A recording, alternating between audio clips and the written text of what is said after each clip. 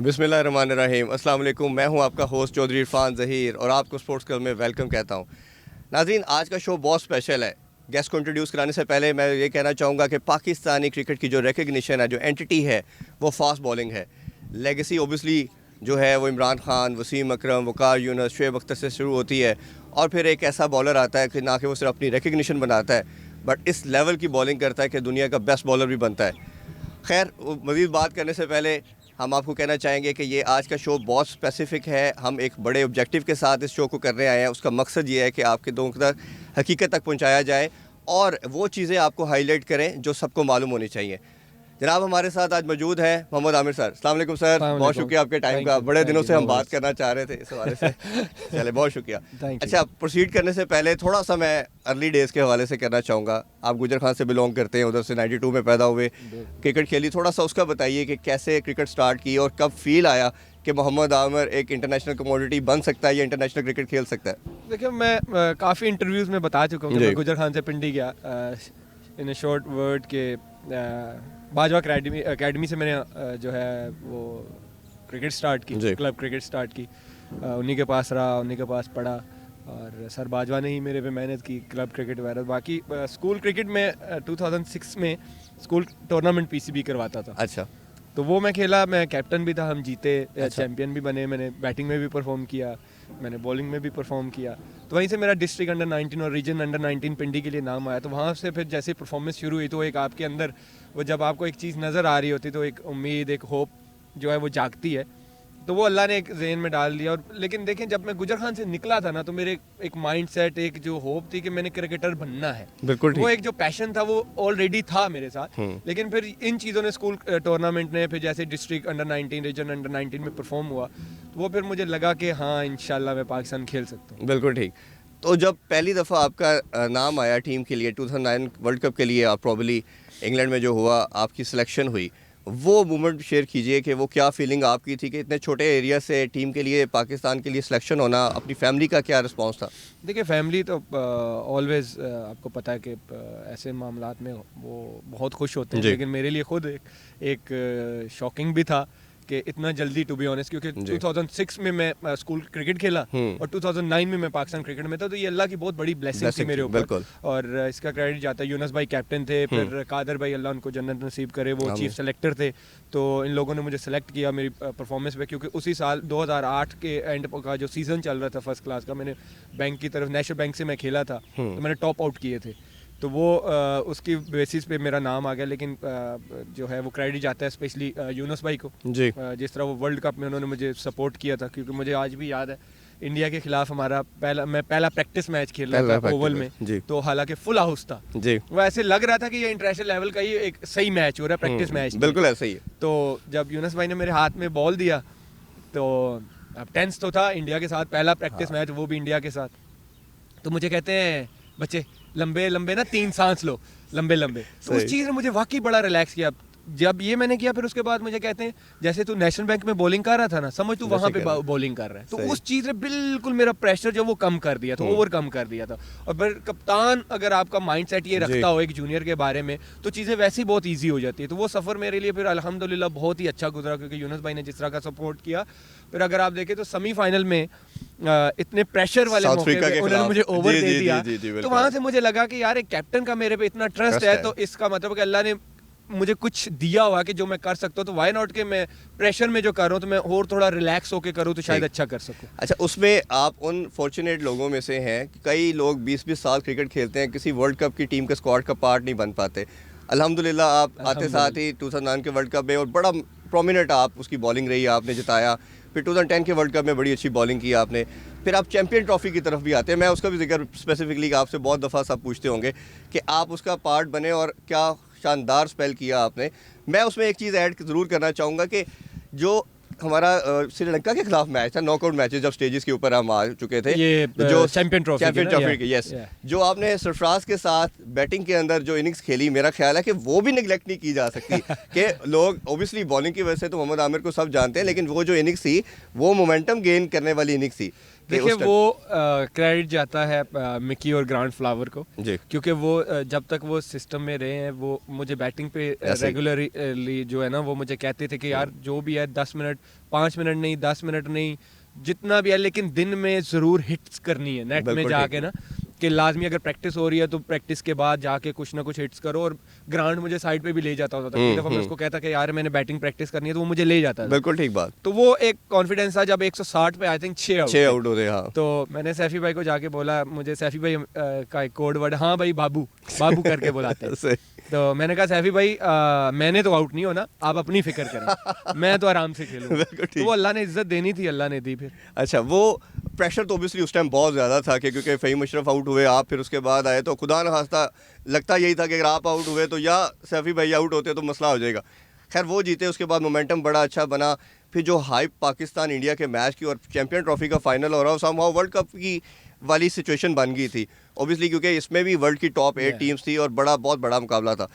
Final में जब आप जाते हैं अच्छा स्कोर पाकिस्तान करता है बट डिस्पाइट ऑफ इट सब कोई भी रिलैक्स नहीं था। चाहे वो आप प्लेयर्स होंगे या हम लोग व्यूअर्स जो थे कि इंडियन की जो बैटिंग साइड थी बहुत बड़ी थी। उस टाइम मोहम्मद आमिर जब पहली बॉल करने जा रहा था ग्राउंड में आया तो किस स्टेट ऑफ माइंड के साथ आप उतरे?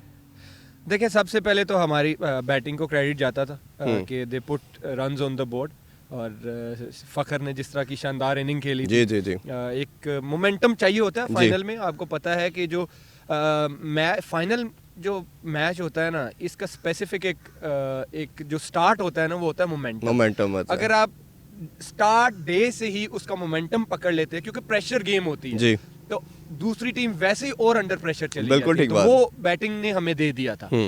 लेकिन जिस तरह का वो विकेट था तो एक माइंडसेट था कि यार अगर हमने इस पे 336 किया तो अगर ऑन पेपर देखे तो उनकी बैटिंग स्ट्रांग थी। 339 उन्होंने करना था जी। उनकी बैटिंग स्ट्रांग बहुत स्ट्रांग थी और उनके जो टॉप 3 थे वो तीनों ही रन्स कर रहे थे कंटिन्यूअसली जी। तीनों ही रन्स और टॉप स्कोरर थे टूर्नामेंट के। तो मैं इंजरी से बाद भी आया था अगर आपको याद हो मैं सेमीफाइनल में खेला था मुझे बैक स्पैज़म हो गया था। उसमें रोमान रेस खेला था। रोमान खेले तो उसने भी बड़ी अच्छी बॉलिंग की थी डेफिनेटली। इसमें एक सेकंड में आपको रोकना चाहूंगा कि मेरी वैसे बात हुई थी बाद में मिकी से भी हुई ग्रांट से भी सरफराज भाई से भी बात हुई कि हम थोड़े से थे कि हमने आमिर अगर थोड़ा सा भी फिट होता हमने खिलाना है तो कोई प्रेशर था डगआउट में सेमीफाइनल ये खेल के आया है क्या कहा था उस टाइम आपको इन्होंने फाइनल से पहले? देखिए पहले तो इसका क्रेडिट देखिए हमेशा मैनेजमेंट को जाता है कि वो प्लेयर को हैंडल कैसे करते हैं। बिल्कुल ठीक बात। और क्योंकि रुमान ने भी अच्छी बॉलिंग की हुई थी ठीक है आउट किए और मुझे ये खुशी थी कि मैनेजमेंट मेरे पे इतना ट्रस्ट कर रही है। एक तो आपको कॉन्फिडेंस मिल जाता है कि यार मैनेजमेंट का मेरे पे ट्रस्ट है। जब मैनेजमेंट आप पे ट्रस्ट करती है तो आपका कॉन्फिडेंस लेवल वैसे ही बढ़ जाता है। और फिर नुमान से भी जिस तरह मिकी ने बात की कि उसको उसने बताया कि देखो तुमने बहुत अच्छा परफॉर्म किया है और मैं मेक श्योर करूंगा कि तुम हमारे सिस्टम के साथ साथ रहो। तुम्हें हमने ऐसे ही खिलाना है कि जैसे अगर हमारा फ्रंट लाइन बॉलर कोई नहीं खेल रहा तुम साथ साथ हमारे बिल्कुल ऐसे ही खेलो और प्लेयर ऐसे ही तैयार 11 खेलते हैं तो बाकी 4-5 प्लेयर ऐसे ही तैयार होते हैं। इसकी मिसाल मैं आपको देता हूँ अगर आपको याद हो अभी पाकिस्तान न्यूजीलैंड की सीरीज हुई उनका एक प्लेयर ने डेब्यू किया उसने 4 आउट किए मैन ऑफ द मैच हुआ वापस गया सऊदी फ्रंट लाइन बॉलर आए वो खेले। Absolutely right. ये एक बुरा माइंड मतलब एक जो फॉरेनर्स कोच होते हैं उनका एक माइंडसेट होता है तो वो उसका एक माइंडसेट था कि उसने जिस तरह का कम्युनिकेट किया रुमान के साथ रुमान को भी समझ आई और रुमान की बॉडी लैंग्वेज भी बता रही थी कि सो रिलैक्स जी। तो क्योंकि ये जो हम बात करते हैं ना कम्युनिकेशन बहुत जरूरी होती है तो वो मिकी को क्रेडिट जाता है और मैनेजमेंट को के कप्तान को सैफी भाई को कि जिस तरह उन्होंने मेरे पे ट्रस्ट किया और जिस तरह उन्होंने रुमान को सेटिस्फाई किया। तो ये पहले तो प्लस पॉइंट था कि टीम में एक पॉजिटिविटी थी एक माइंडसेट था कि प्लेयर अपना अपना रोल सारे जानते हैं कि मेरा रोल क्या है टीम में। तो इसी तरह मिकी ने मुझे पहले ही 3 दिन बता दिया था पहले ही कि तुमने फाइनल खेलना है तुम अपना माइंडसेट ये रखो कि तुमने नए बॉल से आउट करने और हमने फाइनल जीतना है। अच्छा अब चलते हैं कि आप जब बॉलिंग के लिए पहला ओवर करने जा रहे थे और ओबियसली जैसे हमने बात की बहुत बड़े नाम थे उस टाइम क्या आपका था कि फुल अटैक करना है आगे बॉल करनी है बॉल स्विंग होगी क्या उस टाइम क्या सोच क्या थी आपकी? देखिए पहली तो सबसे बड़ी मेरी सोच ये थी क्योंकि वो मेरे ख्याल में वो गेम उस टाइम पे वर्ल्ड में सबसे ज्यादा देखा जा रहा था। जी ऐसे ही पाकिस्तान इंडिया का फाइनल था उसके टीवी राइट्स पे आप देखें तो वर्ल्ड में सबसे ज्यादा फीफा से भी इवन ज्यादा देखा गया वो फाइनल देखा गया। तो एक तो ये था कि यार मेरा माइंडसेट ये था अगर आज मैं परफॉर्म कर देता हूँ तो क्या होगा बिल्कुल। मेरा माइंडसेट ये था, मेरे माइंडसेट में ये नहीं आया था अगर यार परफॉर्म नहीं हुआ तो क्या होगा।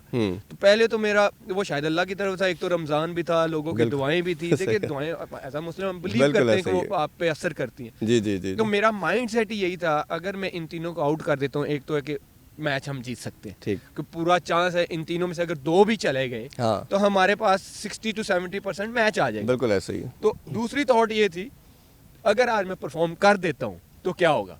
तो ये माइंडसेट लेके मैं ग्राउंड में गया। It's a time for short commercial break, see you after the break.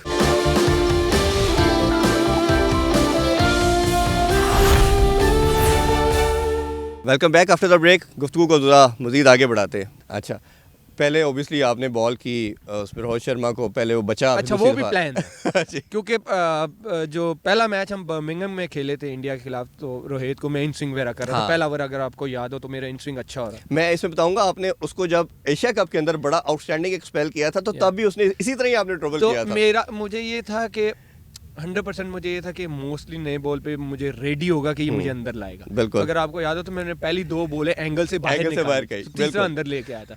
तो वो बस अल्लाह की तरफ से अल्लाह ने इज्जत देनी थी, तो वो हर प्लान जो वो वर्क कर। अच्छा, फिर रोहित आउट होता है, फिर कोहली आता है, और जिस तरह की वो फॉर्म में था, एज लगता है, और अजहर अली जो कैच ड्रॉप कर देते हैं, वो जो 2 मिनट का स्पैन था, उसमें आपका थॉट प्रोसेस क्या चल रहा था? क्योंकि ऑब्वियसली बंदा इतनी मेहनत के साथ जोर लगा रहा होता है और मुश्किल होता है। हाँ, एज अ बॉलर आप डिसअपॉइंट होते हो कि यार कैच छूट गया, क्योंकि एक प्लेयर को आपको फिर दूसरी दफा आउट करना और ऐसे प्लेयर को ऐसे ही मुश्किल होता है। लेकिन जब मैं कैच छूटा, मैं वापस एग्रेशन तो आपने देखा ही होगा, वो मैच में होता है एज अ बॉलर, तो वैसे टेंपो पता नहीं कहां गया, एग्रेशन ही कंट्रोल हो रहे थे, तो आप पे कैसे हो रहा था? आप पब्लिकली आप देखें तो पब्लिक फैंस के एग्रेशंस कहां होते हैं, उनके इमोशंस कहां होते हैं, तो एज अ बॉलर आप देखो कि जो भाग के उसका वैसे ही टेंपो हाई हुआ। सही बात। तो लेकिन मैं जब वापस जा रहा, तो मैंने कहा, मेरे दिमाग में ना सडनली एक थॉट आई, मैंने कहा यार फखर वाला हिसाब ना हो, क्योंकि फखर नो बॉल पे आउट हो गया था। मैंने कहा वो वाला हिसाब ना हो, क्योंकि विकेट मैंने इंग्लैंड में इससे बैटिंग ज्यादा विकेट मैंने आज तक नहीं देखा ऐसे ही। और कोहली था, मैंने कहा अगर ये खेल गया तो ये तो 40 ओवर में मैच खत्म कर देगा। सही। अच्छा, फिर मैं जब रनअप पे पहुंचा तो मैंने कहा इसको ना अब भी फिर अंदर नहीं लाऊंगा, बाहर ही निकालूंगा, लेकिन थोड़ा आगे फेंकूंगा। तो शायद विराट वो रेडी था, अगर आप उसकी बॉडी लैंग्वेज देखें तो वो पहले वॉक करके ऐसे था, वो शायद तैयार था कि अंदर लाएगा। उसको मैंने पहला बॉल आते ही अंदर लाया था, अगर आपको याद हो, वो बीट हो गया था। ऐसे ही। उसके बाद मैंने प्लान किया था कि विराट को अंदर नहीं लाऊंगा, बाहर ही निकालूंगा। बिल्कुल ठीक। तो वो आई थिंक वो रेडी था, मैंने आगे फेंका, वो शादाब ने कैच भी बहुत अच्छा पकड़ लिया। बिल्कुल ऐसे ही। तो वो प्लान वर्क कर गया। तो उसके आउट होने के बाद मोस्टली आपको पता है कि 60% जो है वो मैच हमारे हाथ में आ गया। चले अल्हम्दुलिल्लाह, फिर हम चैंपियन ट्रॉफी जीती और बहुत बड़ा एक लाइफ टाइम अचीवमेंट बनी। अच्छा, अब कुछ बातें करते हैं, दूसरी भी जो अच्छी बातें कर ली, थोड़ी टफ बातें भी करते हैं। आपके बारे में सारे बॉलर्स का कहना था, वसीम अकरम, वकार यूनुस, शुएब अख्तर, एक तो ये था कि शुरू में कुछ प्लेयर्स बॉलर्स ने आजकल ख़ास तौर पे मीडिया पे बात करना शुरू किया कि मोहम्मद आमिर और आसिफ आए तो हमें लगा कि इसको जगह देनी है, तो हमने रिटायरमेंट ले ली। ये मैं तो जानता हूँ, आपसे भी सेकंड थॉट लेना चाहूँगा कि मोहम्मद आमिर ने अपनी जगह बनाई। जब वो आया, उसने 2009 का वर्ल्ड कप जिताया, 2010 में बड़ी अच्छी बॉलिंग की, और जिस तरह की आपने वो सीरीज ऑस्ट्रेलिया के खिलाफ, हमने ऑस्ट्रेलिया को हराया इंग्लैंड के अंदर, तो वो बड़ी ज़बरदस्ती आपने जगह बनाई। एक तो पहले हम वो बात कर लेते हैं, और दूसरी चीज़ ये है कि एक अनफॉर्चुनेट इंसिडेंट आता है, वो आपका स्पॉट फिक्सिंग वाला मामला होता है। अच्छा, अब उसमें 2 स्कूल ऑफ थॉट है। एक ये है, जो मैं भी उस पर बिलीव करता हूँ, कि अगर किसी से कोई मिस्टेक होती है तो लाइक एनी अदर प्रॉब्लम, आप उसको ओबे करते हो, जो भी आपकी सैंक्शन लगती हैं, उसके बाद you are absolutely okay with any other person, जैसे एज एनी नॉर्मल पर्सन, वो आपने उसी तरह सैंक्शन हुई। अब आपके दूसरा स्कूल ऑफ थॉट जो है कि नहीं खेलना चाहिए, आपका क्या बिलीव है इस पे? देखें, as a person, as a human being, हमारे इस्लाम में भी है, और वैसे ही एक वर्ल्ड का एक तरीका है कि सेकंड चांस लाइफ में मिलना चाहता है, बट उसी के जो कहता है कि हाँ मैं इम्प्रूव होना चाहता हूँ, मैं बेटर होना चाहता हूँ। ठीक है, अब ये नहीं कि एक गलती की तो उसको बार बार करना, तो कहना मुझे माफ कर दो, ये कोई तरीका नहीं, हमारे इस्लाम में भी नहीं। हाँ, अल्लाह कहता है कि अगर आप एक गलती करते हो, उसकी दिल से माफी मांगते हो, और ये कहते हो कि मैं आइंदा ये नहीं करूंगा, तो उसकी माफी है। ठीक है, लेकिन आप एक चीज बार बार कर रहे हो तो उसकी कोई माफी नहीं है। बिल्कुल। तो एक तो ये एक लोगों का माइंडसेट होना चाहिए। और देखिए, जहाँ पे 20 लोग हैं ना, वहाँ पे शायद 15 आपको पसंद करे, 5 ना करें, या 15 डिसलाइक करे, 5 पसंद करें। बिल्कुल। तो ये तो सारी जिंदगी मेरे साथ लगा रहेगा। ठीक है, ये चीज मुझे नहीं बॉदर करती, क्योंकि ये एक मैं क्या, ये तो घर में नहीं होता, क्योंकि हर किसी का माइंडसेट डिफरेंट होता है। कोई आपको एक्सेप्ट करता है, किसी का आपको बात करना पसंद है, आपको किसी का नहीं है। तो इसी तरह किसी को पसंद था मैं टीम में आ जाऊं, किसी को नहीं होगा कि मैं ना आऊं। बात ये है कि भाई बिल्कुल अगर एक इंसान बेटर होना चाहता है, वो कहना चाहता है कि I want to prove myself, तो उसको मौका देना चाहिए। बिल्कुल, ये तो हर जगह भी लिखा हुआ है और हमारा इस्लाम भी यही कहता है। बिल्कुल ऐसा ही, ये तो कोई दो राय नहीं है।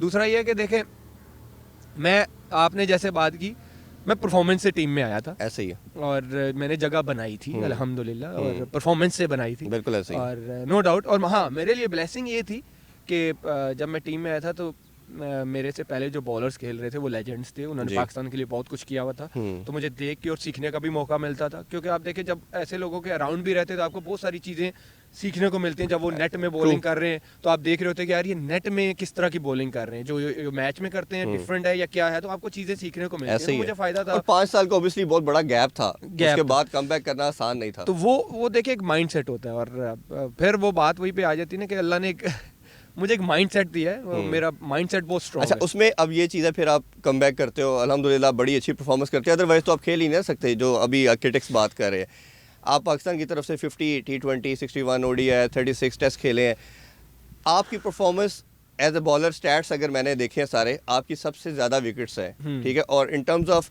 जो ओवर्स की बात करें तो सबसे हाईएस्ट ओवर्स आपने ऑल ओवर द वर्ल्ड भी किए थे। वो लोग कहते हैं कि मेरा तो वर्कलोड ही नहीं है। हाँ, मैं उसी तरफ अब आना चाह रहा था। फिर वर्ल्ड कप आता है 2019 का, आप उसमें से बेस्ट बॉलर पाकिस्तान की तरफ से बनते हो, हाईएस्ट विकेट टेकर होते हो। ये सारी एक चीज़ें चल रही होती हैं आपके साथ, क्योंकि आप जो पहले मैनेजमेंट थी, आप मिकी आर्थर, ग्रांट फ्लावर और सरफराज, इनके साथ आप चल रहे हो। और अब इशू की तरफ हम आते हैं ज़रा, उन चीज़ों जो सीरियस इश्यूज़ हैं, जो लोगों को शायद रियलिटी नहीं पता। आज मेरा ऑब्जेक्टिव भी शो का, जैसे मैंने इंट्रो में कहा, कि रियलिटी बताना भी ऑब्जेक्टिव है। आपने रिटायरमेंट अनाउंस की, आप कहते हैं कि जी मेरा वर्कलोड का इशू था, पहले आपने टेस्ट से रिटायरमेंट ली, टेस्ट के बाद आपका इस करंट मैनेजमेंट के साथ इशू आता है। टेस्ट के हवाले से मैं अपने नाजरीन को बताना चाहूँगा कि जो मोहम्मद आमिर ने बयान दिया कि मेरा वर्कलोड की वजह से, मैंने 2019 के अंदर पहले ही बोल दिया था कोच को और कैप्टन को कि मैं आगे जो है क्रिकेट टेस्ट मैचेस नहीं खेलूँगा। मैं उसकी गारंटी के साथ मैंने ख़ुद ये verify Mickey Arthur, grant flower और सरफराज से किया था कि ये बिल्कुल ठीक बात कर रहे थे, और ये उस टाइम भी मुझे पता था, मैंने लेटर ऑन भी कंफर्म किया।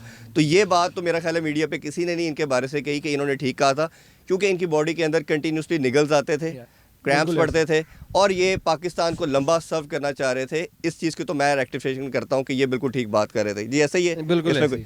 तो उसमें क्योंकि आपके प्रॉब्लम्स आ रहे थे, आपने कहा था मैं T20 और ODI में पाकिस्तान को थोड़ा लंबा सर्व करना चाह रहा हूँ। अच्छा, दूसरा प्रॉब्लम आता है कि इस करंट मैनेजमेंट के साथ वो क्या एग्जैक्टली आपसे मैं जानना चाहूँगा, क्या इश्यूज़ ऐसे आए कि आपको लगा कि मैं ये करंट मैनेजमेंट के साथ नहीं चल सकता?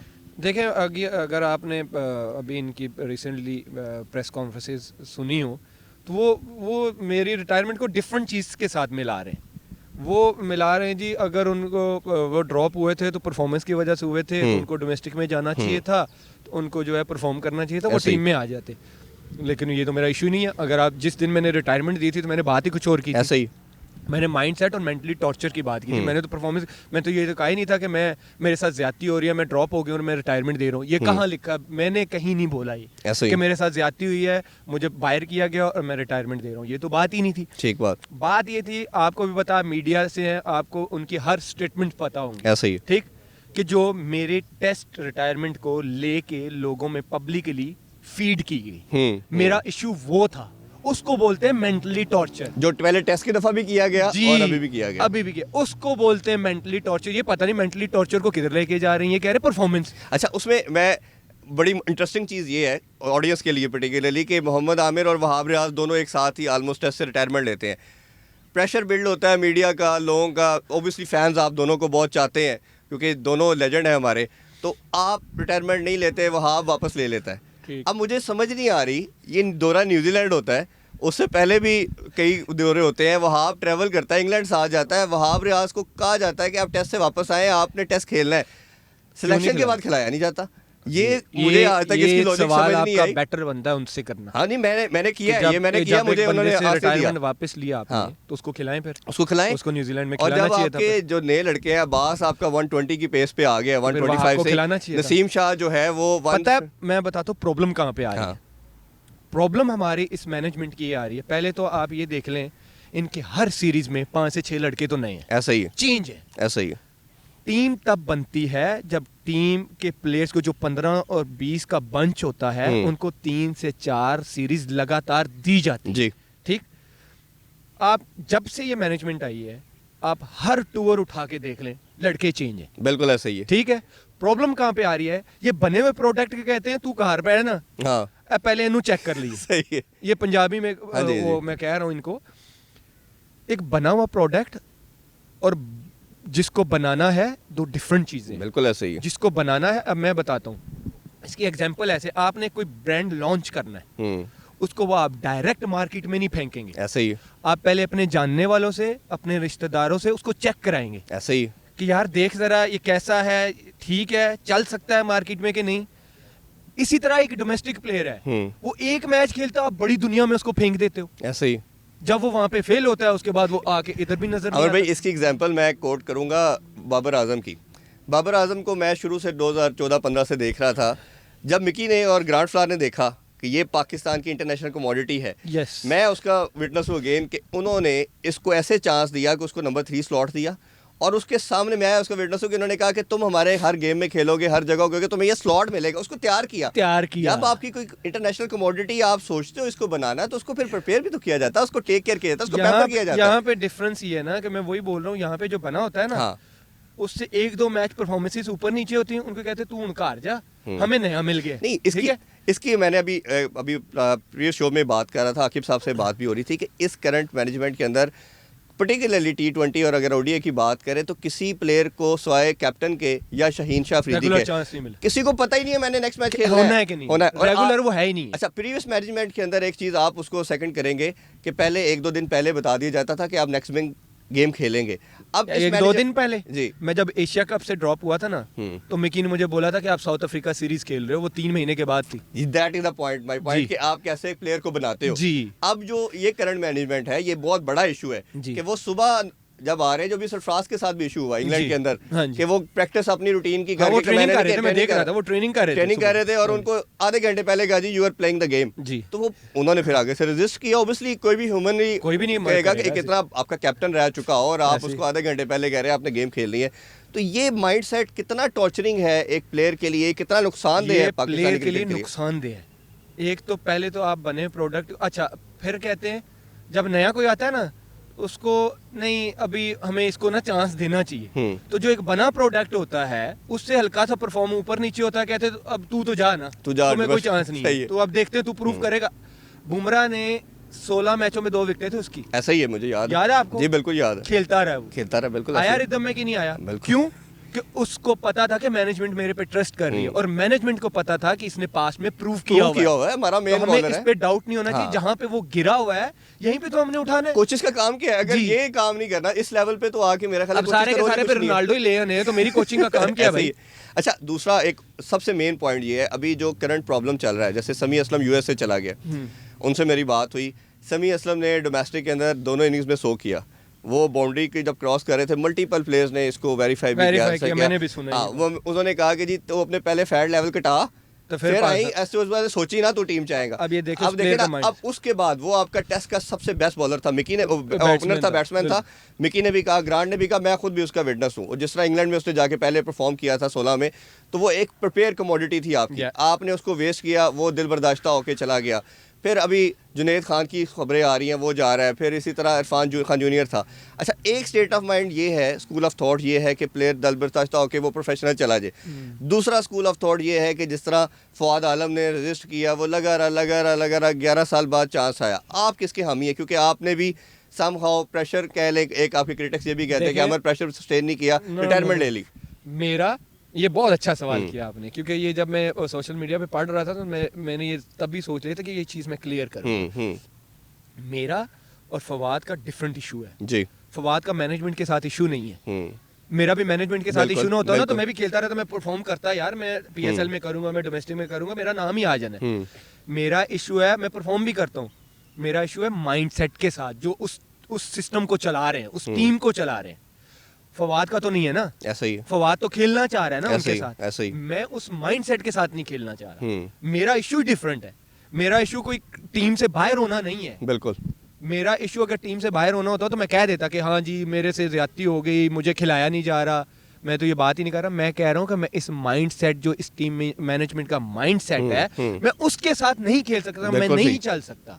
मेरा इशू वो नहीं है। हाँ मैं कहता कि हाँ जी मैं परफॉर्मेंस की वजह से बाहर हूं, मैं कहता हाँ जी ठीक है जी मैंने यहाँ भी परफॉर्म कर दिया, मैं वहां पे परफॉर्म कर दिया, अब मुझे खिलाओ। ये फवाद का वो इशू। हम ये समझें कि अगर ये हम तो विश कर रहे हैं, अब जारी बात है जिस तरह टीम की बुरी परफॉर्मेंस कंटिन्यूअसली अवे सीरीज में 2 साल करें, नहीं मैं ये बात इस कॉन्टेक्स्ट में बात कर रहा हूँ कि जिस तरह परफॉर्म नहीं कर रही टीम, अगर ये मैनेजमेंट चेंज होती है, जैसे र्यूमर भी अब तो बहुत ज्यादा, मेरा भी मासूमाना सवाल है, तो अब जैसे टीम परफॉर्मेंस नहीं कर रही तो मैनेजमेंट कहाँ जाएगी अपने आप को प्रूव करने के लिए? उनकी भी तो परफॉर्मेंस नहीं है ना मैनेजमेंट की। वो कमेटी के सामने पेश हुए हैं, उनको भी तो चांस मिला ना, उन्होंने बड़ा नहीं उन्होंने चांस मिला, और उन्होंने एक मुझे उनके आंस का बड़ा, मैं अभी तक समझने की कोशिश कर रहा हूँ, मैं पीसीबी का भी स्टांस लेना चाहूंगा कि उन्होंने कहा ये कोविड की वजह से हुआ।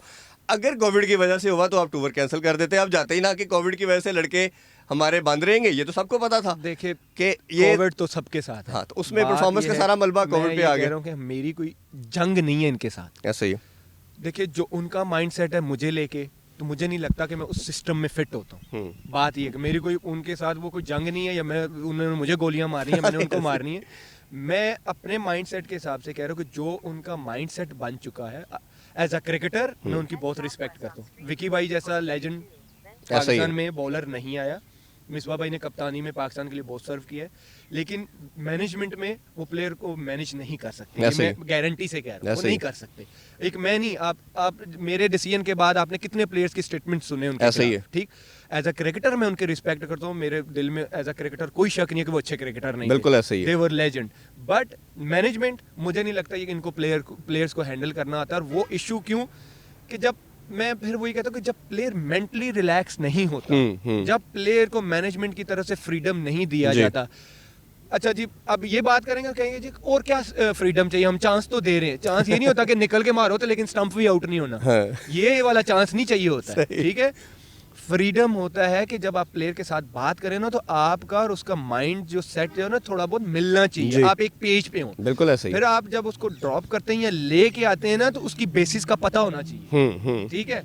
अब बेसिस मेरी कुछ और थी, आप कह रहे हैं वो उसको तो हमने परफॉर्मेंस पे बात की, मैंने परफॉर्मेंस पे बात नहीं की। नहीं, उसमें उसकी रीज़न मैं आपकी अगेन इस चीज़ को एग्री करता हूँ कि जो पीएसएल का सेमीफाइनल जो है तो प्ले ऑफ था, जो आपने मुल्तान सुल्तान के को हराया, वो सुपर ओवर में गया और आपने जो स्पेल किया, ये शो कर रहा था कि अमर इज बैक, ठीक है। अल्हम्दुलिल्लाह टी20 में आपसे अच्छी बॉलिंग नहीं हुई जो टी20 कप हुआ था, बट पीएसएल में आप यू शोड, तो उससे सेमीफाइनल और प्ले ऑफ और फाइनल से पहले अनाउंस करना। अब बात आ गई मेरे, याद आ गया मुझे। तो वो ये देखे ना, बड़ा मुझे पॉइंट दे दिया आपने।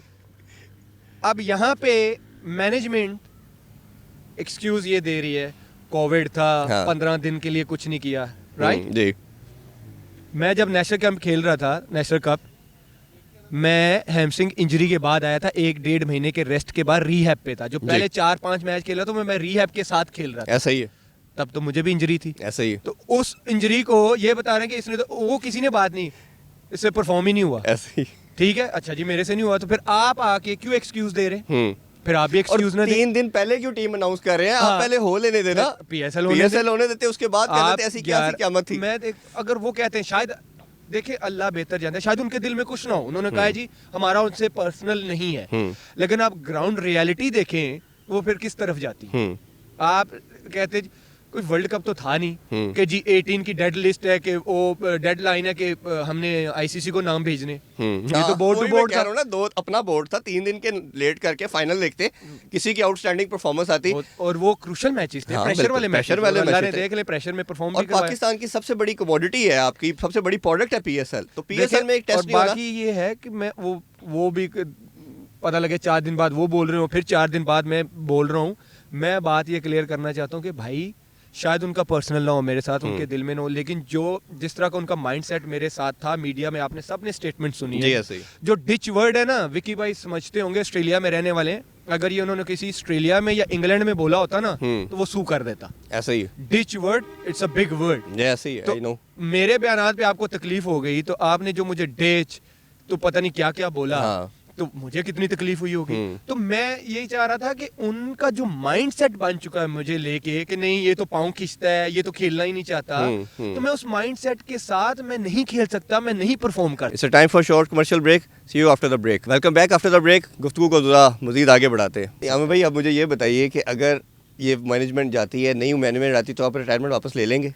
ये तो न्यूज़ है, पाकिस्तान के लिए अवेलेबल हूँ। अपने शो में सबसे पहले ये आपको न्यूज़ दे रहे हैं कि इंशाल्लाह ताला मोहम्मद आमिर वापस आएंगे और पाकिस्तान को होपफुली अभी 28 के है तो 35 36 तक जरूर सर्व करेंगे। मैं ये भी बोल रहा हूँ, जरूर खेलेंगे ये। मैं ये भी बोल रहा हूँ, मैं ये नहीं कहता, मैं क्योंकि मैं ये बिलीव करता हूँ ना हम बोर्ड से बड़े हैं ना हम क्रिकेट से बड़े हैं, ठीक है, क्योंकि जैसे घर में माँ बाप से कोई बड़ा नहीं होता, तो बोर्ड भी हमारा एक हेड है, सिस्टम है, हम उस सिस्टम से बड़े नहीं है, ना मैं क्रिकेट से बड़ा हूँ। क्रिकेट हम क्रिकेट को इज्जत देंगे तो क्रिकेट हमें इज्जत देगा। कोई ग्रज रखता है तो फिर उसको ऑब्वियसली ना मैं मेरा दिल चाहता है कि मैं क्रिकेट खेलूं एज अ क्रिकेटर। मैं एक छोटा सा बच्चा गाँव में जिसको माँ पिंडी जाने नहीं दे रही और वो जिद करके कह रहा है कि मैंने जाना है और पिंडी। किसी बोर्ड ने आपको चांस दिया ना, अगर दूसरी तरफ दे तो क्रिकेट बोर्ड नहीं दिया मुझे चांस, वो चाहे वो थे या जो भी था, लेकिन बोर्ड तो सिस्टम तो वही है ना। बट कोई लार्जर देन लाइफ समझना शुरू करे अपने आप को, तो उसको तो रोकना चाहिए। लोगों को जरा मैं ये मेरा अल्लाह जानता है, एज अ मुस्लिम मैं बात कर रहा हूँ कि मेरे दिल में ये कभी नहीं आया कि मैं क्रिकेट से बड़ा हूँ या मैं बोर्ड से बड़ा हूँ, ये कभी नहीं। ठीक बात। दूसरा,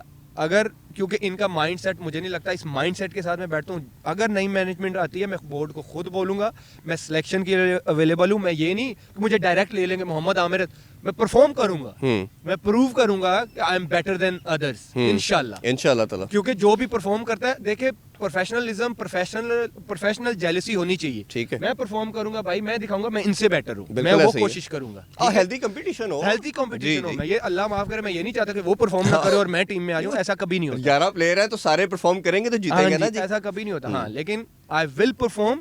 आपको लगे कि हाँ हमें इसकी जरूरत है, आप बिल्कुल लेना, मैं बिल्कुल अपनी अवेलेबिलिटी शो करूंगा और परफॉर्मेंस के साथ करूंगा। और हर प्लेयर की एक डिग्निटी होती है, प्रेस्टीज होती है। ऑब्वियसली जब आप उसको डेंट करेंगे, उसको हर्ट करेंगे, तो वो कहीं ना कहीं तो फिर ब्रस्ट आउट करता है। अच्छा, इसमें अब ये भी है कि कई लड़के आपकी वजह से ना, इसको मेरी कई प्लेयर से बात भी हुई, I don't want to take the name of them क्योंकि उनके अंदर शायद ये करेज नहीं है, तो मैं इसको बताना चाह रहा हूँ कि वो इस रीज़न जो इन्होंने बातें कही, अब कई प्लेयर ये बात भी कर रहे हैं। तो हम ये उम्मीद करते हैं कि ये चीज़ें सिलसिलाकार ख़त्म हो, बोर्ड स्टेप इन करे इसके अंदर और इसको लेके चले। अच्छा, ये बताइए, आप काफ़ी कैप्टन के अंडर खेले, शाहिद भाई के अंडर भी खेले, सरफराज के अंडर भी खेले, यूनुस के, कैप्टन कौन सा सबसे बेहतर लगा आपको? मिसबा के साथ भी थोड़ा खेले। देखिए, मुझे स्टार्टिंग में यूनुस भाई का जैसे मैंने बोला, और उसके बाद लाला के साथ भी काफ़ी मज़ा आया। फिर ज़्यादा जो मैं जिसकी कप्तानी में खेलूँ, मैं सैफी भाई की खेला। हाँ। आपको याद हो 2016 से 2019 तक सैफी भाई की कप्तानी में खेला। सैफी भाई जो भी है ग्राउंड में, उनका गुस्सा जो भी है, लेकिन आपको एज अ कैप्टन उनकी रिस्पेक्ट करनी चाहिए। ही नोज कि अपने प्लेयरों से कैसे काम लेना, ये इसमें कोई शक नहीं है। देखें, उसकी कप्तानी में अगर टीम 2 साल चैंपियन रही है ना, T20 की नंबर 1 रही है, चैंपियन ट्रॉफी जीती है, वर्ल्ड कप के हम रन रेट पे बाहर हुए टॉप 4 से, ऐसे ही टॉप 4 सेमीफाइनल में थे। हाँ जी, ये एक गुड लीडर के अलावा टीम कभी ऐसे नहीं कर सकती परफॉर्म। ये कोई माने ना माने जी, वो क्या करता था, वो तो बैटिंग पे नहीं आता था, फलाना होता था ना। जो टीम को चलाने वाला होता है ना, अब जैसे बच्चा एक काबिल बनता है, वो किसी अच्छे पोस्ट पे जाता है, या जैसे मैं क्रिकेटर बन गया, कहते जी वो अदे माँ प्यो ने, पंजाबी में कहते हैं, गाँव में भी कहते हैं। भाई ये क्रेडिट माँ बाप को ही जाता है, ऐसे ही कि जिन्होंने उस बच्चे को तैयार किया था, जो उन्होंने उसको फीड किया होता है, ऐसे ही कप्तान होता है। अच्छा, मैं अमर भाई उसमें कहना ये चाहूँगा कि एक जो कैप्टन होता है, मेरा अपना स्टांस ये है कि कैप्टन बॉर्न होता है और उसकी फॉलोइंग ऑटोमेटिकली होती है। जो आप बाद में बनाते हो ना, आप उसे कहते हो, उसकी फॉलोइंग नहीं होती। और उसको प्रिपेयर करने के लिए, लेट्स सपोज आप किसी प्लेयर को, बाबर आजम की मिसाल ले लेते हैं, अभी करंट कैप्टन है, आप उसको बनाते हो और उसको आपको लगता है कि ये हमारा फ्यूचर में कैप्टन बनेगा। आप जो 2-3 साल उसके प्रोसेस में डालोगे बेचारे को सिखाने के लिहाज से, उसकी परफॉर्मेंस भी खराब होगी और उससे पाकिस्तान भी सफर करेगी। सैफी भाई जो है ना, वो एक सिस्टम से आया हुआ। हाँ, अंडर 19 का क्लब से कप्तानी, अंडर 19 में कप्तानी, डोमेस्टिक में कप्तानी, PSL में कप्तानी, बिल्कुल। और वो ऐसा कप्तान है, उसको पता है कि मेरा कौन सा घोड़ा किस टाइम काम आएगा, ठीक है, बिल्कुल। अब जब मैं आपको आज बता रहा हूँ, वर्ल्ड कप से मैं बाहर हो रहा था, ठीक, मुझे सैफी भाई की कॉल आती है, बाबू तगड़ा रह, कुछ नहीं होता, तगड़ा रह, तू इंग्लैंड जाएगा, तू परफॉर्म कर बस, इंशाल्लाह। वाह, ये कप्तान कह रहा है, क्या बात, ठीक है। तो ये मोराल किधर से किधर जाता है, ठीक है। तो वो ऐसा कप्तान था जिसको पता है कि कप्तान लीडर वही होता है।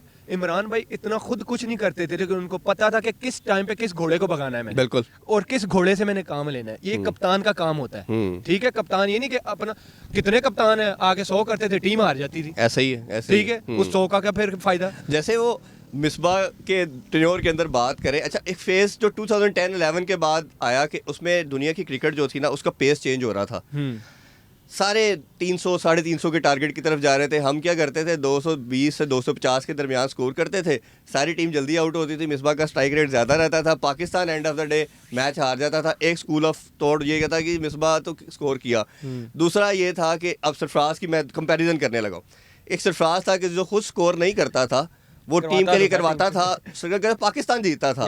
तो ये मुझे स्टेट ऑफ माइंड समझ नहीं आ रहा कि पाकिस्तान हार जाए और मिसबा का 70-80 वो ठीक है, सरफराज का 20-25-15 कम हो जाए। सरफराज ने जो 2 साल T20 में नंबर 1 रखा, चैंपियन ट्रॉफी जिताई, टेस्ट में भी हम 4-5 पे स्टैंड कर रहे थे, एक टीम ट्रैक पे थी, उसको हटा दिया जाता है। अब ये देखें ना, ये एक सवाल है, वो जब 2 साल टीम थी ऑलमोस्ट तो वही प्लेयर थे जी, तो अब क्यों नहीं है नंबर 1? सारे खत्म हो गए।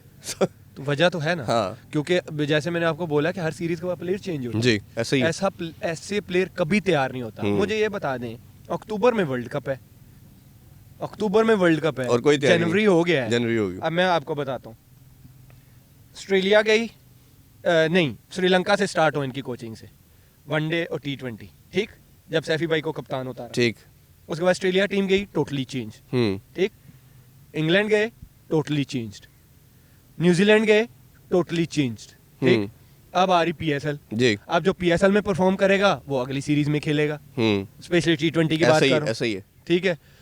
अब उस में जो परफॉर्म नहीं करेगा उस सीरीज में, वो होगा बाहर, जो उस सीरीज में करेगा वो वर्ल्ड कप खेलेगा। तो कॉम्बिनेशन कहाँ गया? ऐसे ही, ऐसे टीम कभी तैयार नहीं। अच्छा, ये मैं अब लास्ट क्लोजिंग की तरफ आ रहा हूँ, ये तो बताइए कि हमारी जो सिलेक्शन है इसके अंदर एक प्रॉब्लम नज़र आ रहा है कि हमारी जो सिलेक्शन का बेसिस बन गया वो T20 क्रिकेट बन गई, चाहे वो T20 कब बनता है, जिसने परफॉर्म किया, अभी बड़ी ज्यादा मुझे नजर आ रही थी अब्दुल्ला शफीक के साथ, हाँ। उसने T20 में अच्छा परफॉर्म किया, टीम में ले गए, उधर 2-0 हो गए, उसे वो फारग बेचारे को 4 साल मेरा ख्याल टीम में नहीं आएगा। कल भी उन परसों किसी ने सवाल किया उनसे प्रेस कॉन्फ्रेंस में कि अच्छा चले परफॉर्मेंस की बात है, T20 में नहीं हुई तो जिम्बाब्वे के खिलाफ वनडे में क्यों नहीं खिलाया? हाँ। उनका कोई जवाब नहीं था। अच्छा ही है, ठीक है।